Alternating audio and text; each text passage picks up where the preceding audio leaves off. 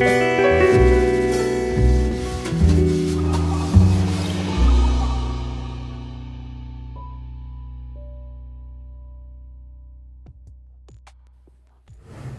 pessoal, eu sou Carol Ministério, faço parte do programa educativo da Casa Fit de Cultura. Hoje eu vou falar um pouquinho, dando prosseguimento aí a nossa série de vídeos sobre exposições que marcaram esses 14 anos aí de Casa Fit de Cultura.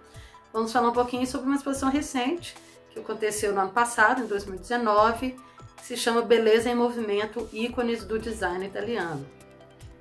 Como o próprio nome nos diz, né, a exposição apresentou objetos que marcam uma singularidade no desenvolvimento do design na Itália, a partir aí do início do século XX, em suas mais diversas expressões, né, no design automobilístico, no design de interiores, mobiliário, objetos domésticos do cotidiano, máquinas de fotografar, máquinas de escrever, utensílios domésticos de cozinha, por exemplo, mas o discurso, a narrativa curatorial da exposição, ele se desenrola mesmo a partir da indústria automobilística, mais especificamente a partir de 5 casas de design italiano ligadas a essa indústria automobilística.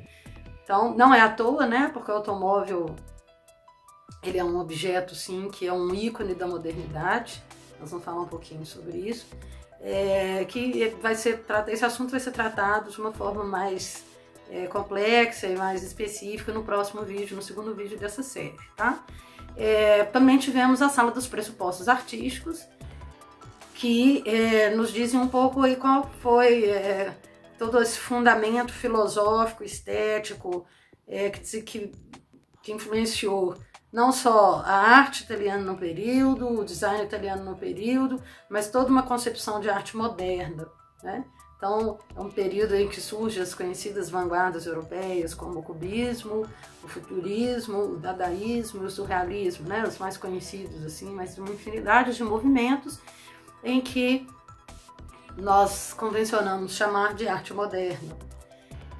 Bem, a exposição, ela começa, né, se tivesse uma trajetória específica, eu sempre, por exemplo, começava nessa Sala dos Pressupostos Artísticos, a mediação, para a gente entender um pouquinho o contexto e o que levou esse design italiano a ter essas suas peculiaridades e a ser reconhecido internacionalmente, né?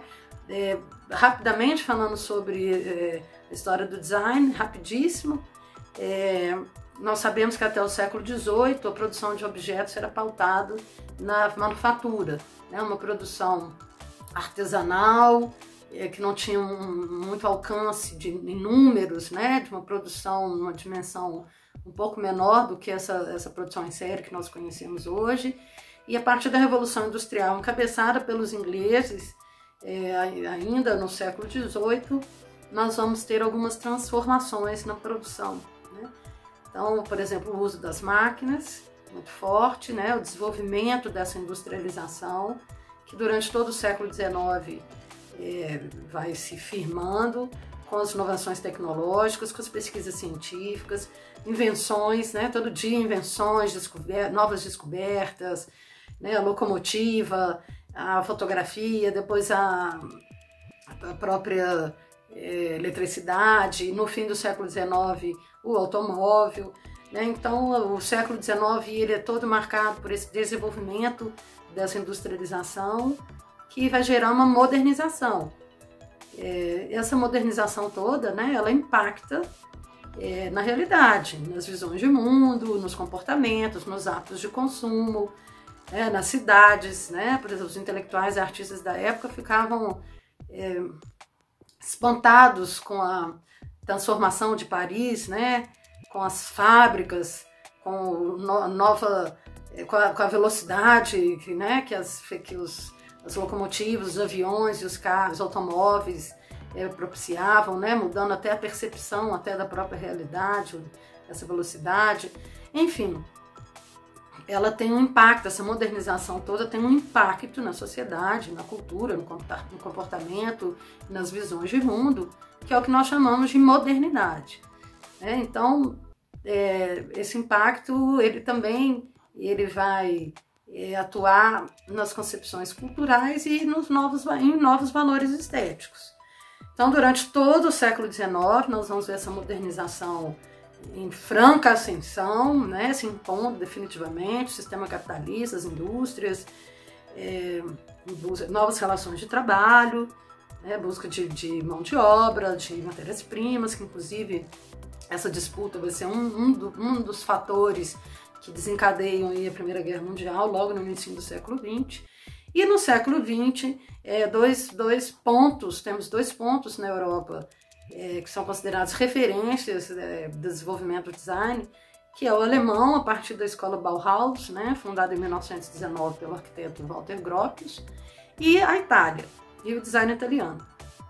A Itália, ela se surpreende com a experiência traumática da Primeira Guerra Mundial, e no período entre guerras esse design vai se desenvolver com características muito locais, muito específicas, né? As características muito específicas do design italiano não só a preocupação da função daquele objeto, mas também a forma.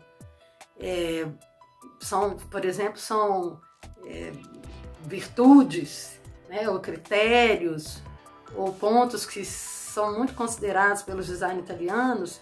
Por exemplo, é a inventividade, a criatividade, né, que é chamada de belo design.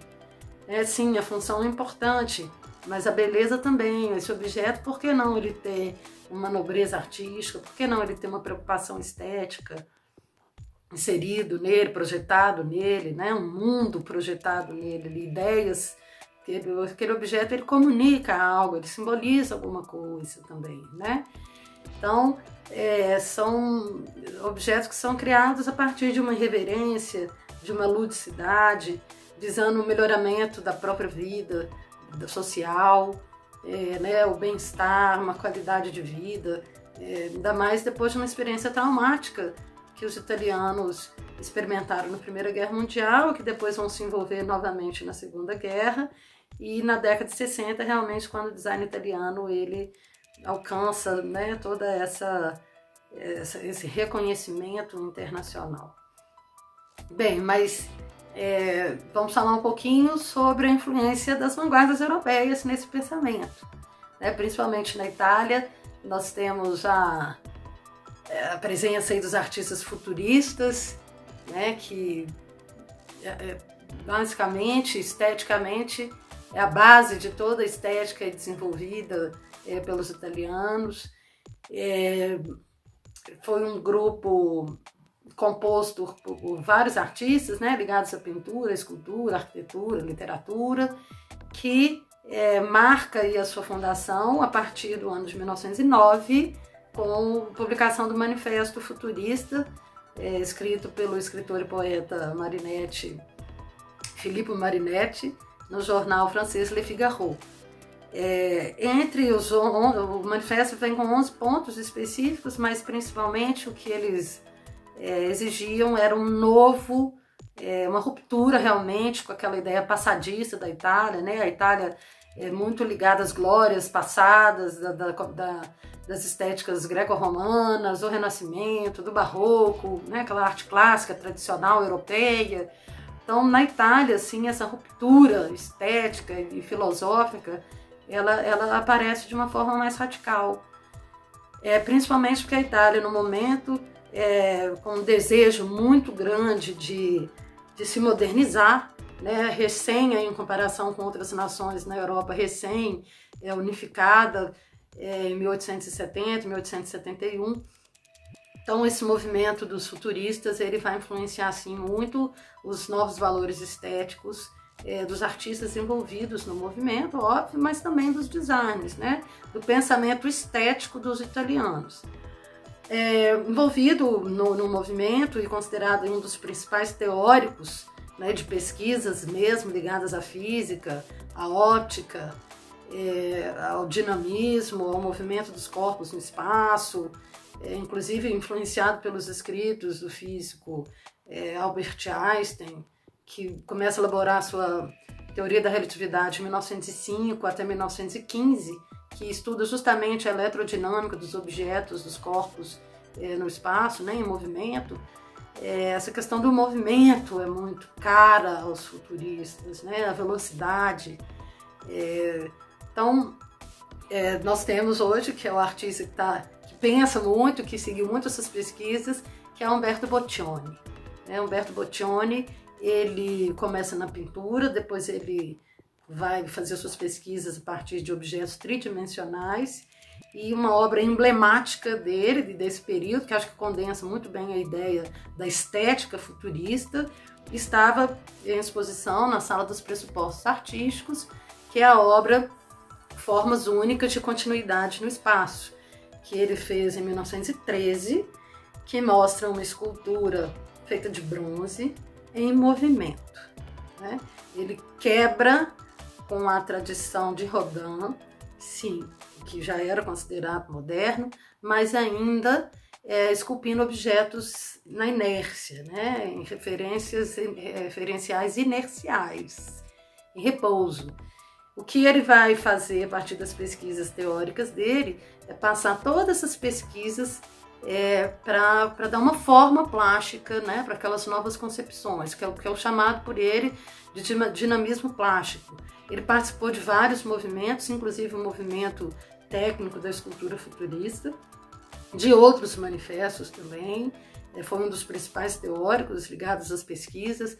Então essa obra ela é muito interessante, porque a preocupação do artista futurista, principalmente no Umberto Boccioni, não é, por exemplo, retratar um corpo no espaço, por exemplo, no caso, um corpo humano, mas sim o movimento que esse corpo humano, quando ele se movimenta, ele quer representar plasticamente o movimento. Então, quando esse movimento, quando esse corpo ele se desloca no espaço, qual a representação plástica desse movimento? Né? Então, essa que era a preocupação deles. Ele estudava muito dinâmica, né? Como que os corpos se movimentam no espaço, como que os objetos se relacionam com o entorno, com o espaço, né? Qual que seria a representação plástica da própria velocidade, desse corpo em velocidade. Tanto que ele acredita que, dependendo da velocidade que esse corpo estivesse sujeito, ele até começaria a ser incinerado, decomposto. Não é à toa que nós vemos na escultura, né, essas projeções de como a forma estivesse se fragmentando, estivesse se dissolvendo, né, no espaço, em função do seu movimento acelerado. Então, todos os pressupostos filosóficos dos futuristas estão condensados, estão projetados nessa obra do Umberto Boccioni. Eu gostaria de deixar uma pergunta para vocês hoje, que é o seguinte: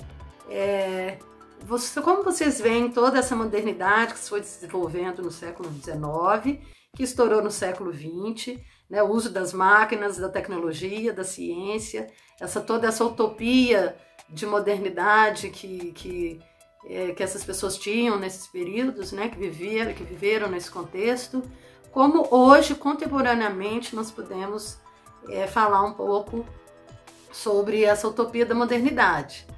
Será que realmente a modernidade nos trouxe a resolução de todos os problemas, nos trouxe realmente essa qualidade de vida tão idealizada aí pelos artistas intelectuais do século XX?